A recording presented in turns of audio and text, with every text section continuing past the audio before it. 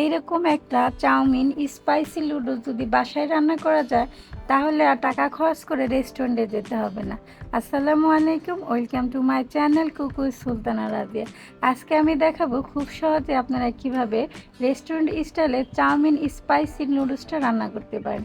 এখানে আমি একটা পাতিল চুলায় বসিয়ে দিয়েছি, পানি দিয়েছি, পানিটা বলক আসার পরে এখানে আমি লবণ আর পরিমাণ মতো তেল দিয়ে দিয়েছি। এখন আমি এই লুডুসটা ভেঙে দিয়ে দিব।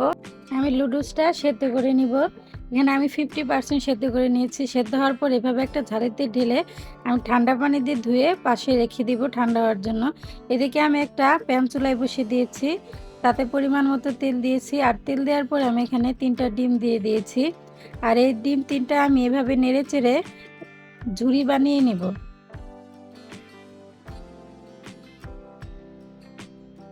আপনারা এই স্পাইসি লুডুসটা বিকেলের নাস্তায়ও বানিয়ে খেতে পারেন বা বাচ্চাদের টিফিনেও দিতে পারেন। আর এই চাউমিন লুডুসটা বাচ্চারা খুব মজা করে খাবে, এতটা সুস্বাদু এবং মজাদার হয়। এখন আমি ডিমগুলা উঠিয়ে নিয়েছি আর সেম কড়াইতেই আমি আবারও পরিমাণ মতো তেল দিয়ে দিয়েছি। তেলটা গরম হওয়ার পর এখানে আমি রসুন কুচি দিয়ে দিয়েছি।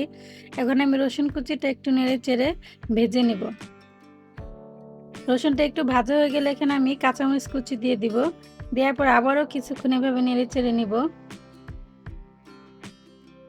এখন আমি এখানে মাংস কিমা করে রেখেছিলাম, সেই মাংসর কিমাগুলো দিয়ে দিব। দিয়ে আমি একটু নেড়ে চেড়ে নিব। আর এখানে আমি সামান্য পরিমাণ লবণ দিয়ে দিব। দিয়ে আবারও কিছুক্ষণ নেড়ে চেড়ে নিব। এখন আমি এখানে হাফ চা চামচের মতো কালো গোলমরিচের গুঁড়া দিয়ে দিব। দেওয়ার পর আবারও কিছুক্ষণ মাংসের সাথে এভাবে কষিয়ে নিব। যখন এভাবে মাংসটা কষানো হয়ে যাবে তখন এখানে আমি সয়া সস দিয়ে দিব, ওয়েস্টার্ন সস দিব, ফিশ সস দিব আর টমেটো সস দেব। সবগুলোই আমি 1/3 কাপ পরিমাণ করে নিই।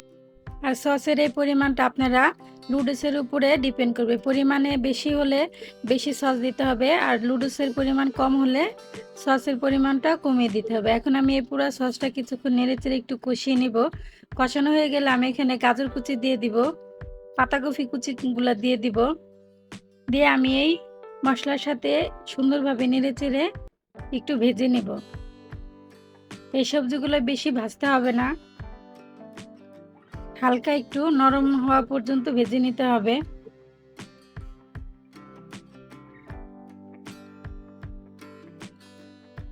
এখন এরকম ভাজা ভাজা হয়ে গেছে সবজিগুলো, আর সবজি থেকে পানি উঠে আসছে। এখন আমি আরেকটু লবণ দিয়ে দিব।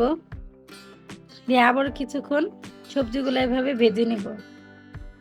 এখন আমি পেঁয়াজ কুচি দিয়ে দেব। পেঁয়াজ কুচিটা আমি পরে দেওয়ার কারণ হচ্ছে যাতে পেঁয়াজটা না গলে যায়, পেঁয়াজটা আস্তই থাকে।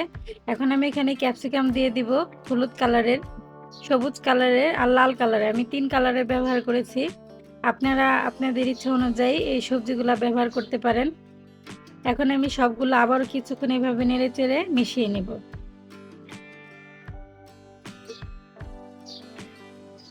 এভাবে কিছুক্ষণ ভাজা হয়ে গেলে ম্যাজিক মশলা দিয়ে দিব।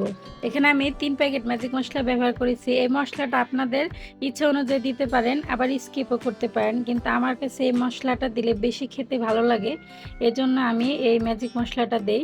এই মশলাটা দেওয়ার পরে আবার আমি কিছুক্ষণ নেড়ে চেড়ে নিব। তারপর এখানে আমি চিলি ফ্লেক্স দিয়ে দিব 2 চা চামচের মতো। আপনারা আপনাদের ইচ্ছা অনুযায়ী ঝালটা দিতে পারেন। এখন আমি আবারও কিছুক্ষণ এভাবে মিশিয়ে নিব নেড়ে চেড়ে।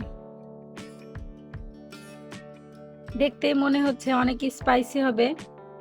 এখন আমি যে ডিমটা ঝুরি করে তুলে রেখেছিলাম সেই ডিমের ঝুরিগুলো দিয়ে দিব, আর সিদ্ধ করে রাখা নুডলসগুলো দিয়ে দিব। দেওয়ার পরে আমি আস্তে আস্তে সব উপকরণগুলো একসাথে মিক্স করে নিব।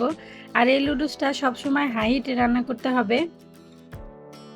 আমার এই ভিডিওটা যারা আপনারা ইউটিউব থেকে দেখবেন আমার চ্যানেলটা সাবস্ক্রাইব করে দিবেন, আর ফেসবুক থেকে যারা দেখবেন তারা আমার ফেসবুক পেজটাকে ফলো করে দিবেন। হয়ে গেল আমার চাউমিন স্পাইসি লুডুস। এখন আমি একটা প্লেটে সার্ভ করে নিব। দেখতেও যেমন সুন্দর, খেতেও অনেক মজাদার হয়। আমার বাসায় এই লুডুসটা সবাই খেতে অনেক পছন্দ করে। এজন্য মেহমান আসলে বা বিভিন্ন অকেশনে আমি এই চাউমিন লুডুসটা রান্না করি। আপনারা একবার হলেও বাসায় রান্না করে খাবেন। আজকের মতো এখানেই শেষ। আবার আসবো নতুন কোনো রেসিপি নিয়ে আর ভিডিও নিয়ে। ততক্ষণ আপনারা ভালো থাকবেন আর আমার জন্য দোয়া করবেন। আর আমার এই ভিডিওটা দেখার জন্য আপনাদের অসংখ্য ধন্যবাদ। আসসালামু আলাইকুম।